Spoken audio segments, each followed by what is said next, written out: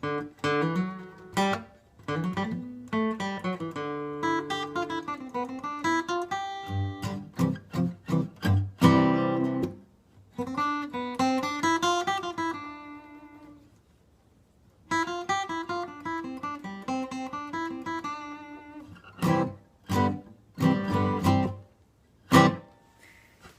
everybody, I see you're back for another lesson. Happy to have you back. A few things of note, or one thing of note I guess. No, two. I have two things. One, I have long johns on. Don't worry, my skin is not leprous. I'm good. But it was really cold today, so I had to have long johns on. And I haven't taken them off yet. So you need to look at this for the rest of the video, so if you can't handle it, see ya.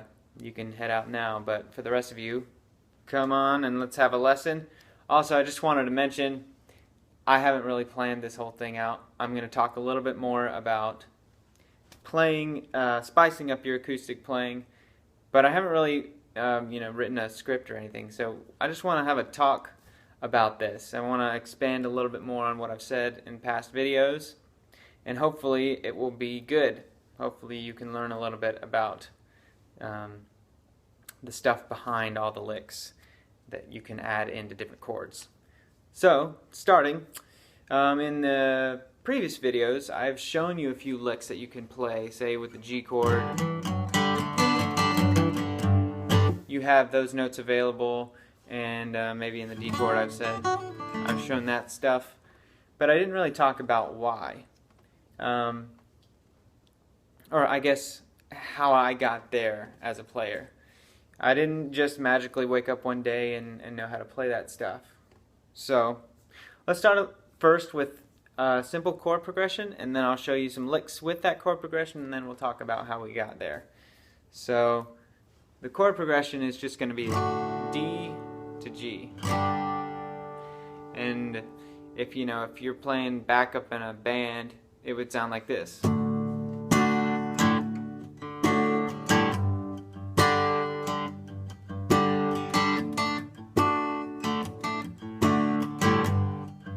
Okay, simple chord progression, just D to G. But if you're leading, or if it was just you playing by yourself, that kind of gets boring. You really got to add a little bit more.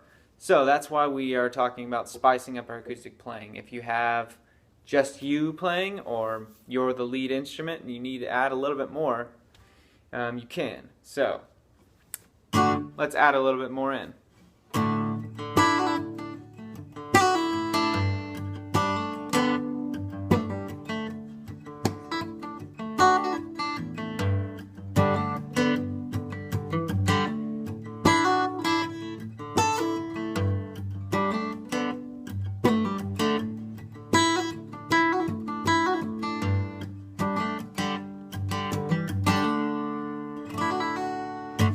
So yeah, you can see you can add quite a bit more to it, and it becomes this cool, like almost piano style lead instrument thing going on, instead of just a chord progression, sort of just a chuggy chord progression that's normal for guitarists. And I don't want to downplay the simple chord playing, because that has its place for sure, but if you're the lead instrument and you need to add a little bit more, that's why we're talking about this stuff. Okay, that said, how do we get to that place where we can put licks in? And if it's another chord progression, how do you add licks to that? We don't want to just learn the licks that you can play in D, and then so when you have another chord progression, say in C, you're trapped again back in your normal chord progression style of playing. So we want to expand it, we want to open up that box, we want to show why and how you get to that place where you can add licks, and then you can start doing it yourself. You can make up your own licks. So how do we get there? First of all, we have to know the key that the song is in. And for this chord progression, I know that it's going to be in the D major scale. And to know the licks available to me, or the notes available to me, I just have to know that the D major scale around the chords that I'm playing. So the position that I know, or the position that I know that's surrounding these chords for the D major scale is like this.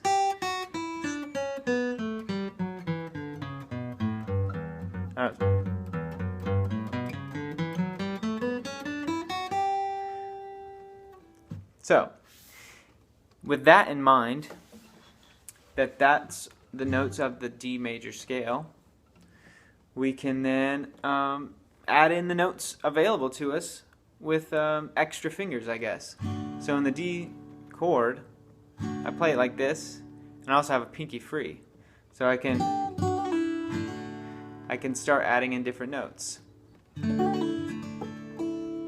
Okay? For the G chord, the way I'm playing it keeps my pinky free and my first finger free. I'm sort of muting the top E string with my third finger here. So, this is what it sounds like, and I'm also muting the A string with this finger. So I get this really open chord, but then I have two fingers free, and I can play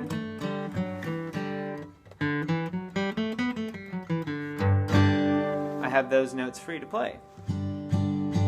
So, yeah. So it boils down to what notes do I have available, what fingers do I have available to play those notes, and then you can start adding them in. And I can just make it sound simple sometimes, but really, it's not very simple at all. I mean, these fingers are hard to play with, especially when you have another chord going on. But basically what I want to let you know is how you can get there. This isn't really a tutorial on licks. I'm not really telling you specific licks and showing you how to play them.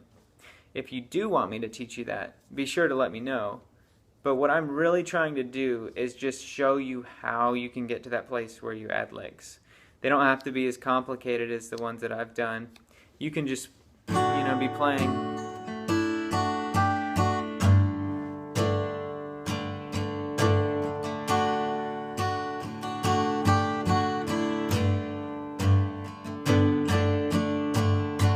You can just make it as simple as you need to, but really what we're just trying to do is expand that box, open up the top of the box, and let you jump around outside and play around in the scales available to you, to put it a certain way. But I hope that helps.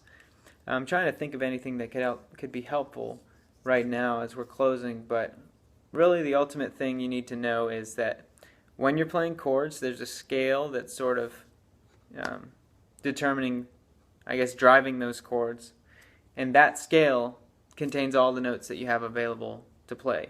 So when you're playing chords in a certain position, if you can know the scale that those chords are bound by in that position, then you will know the notes that are available to you. Just as we're going, and another example could be found in C major. I know that C major scale will have something like this.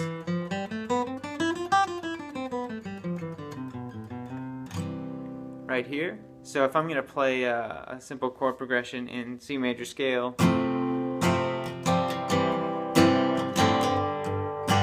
this will just be F, C, G.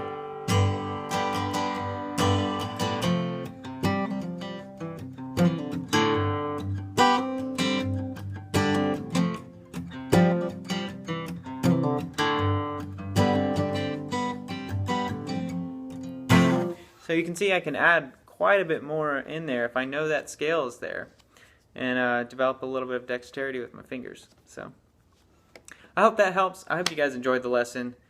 Feel free to leave me any comments you want. Ask for lessons. If I get quite a few requests about one certain topic, I'll be sure to post a video out there, hopefully, for you.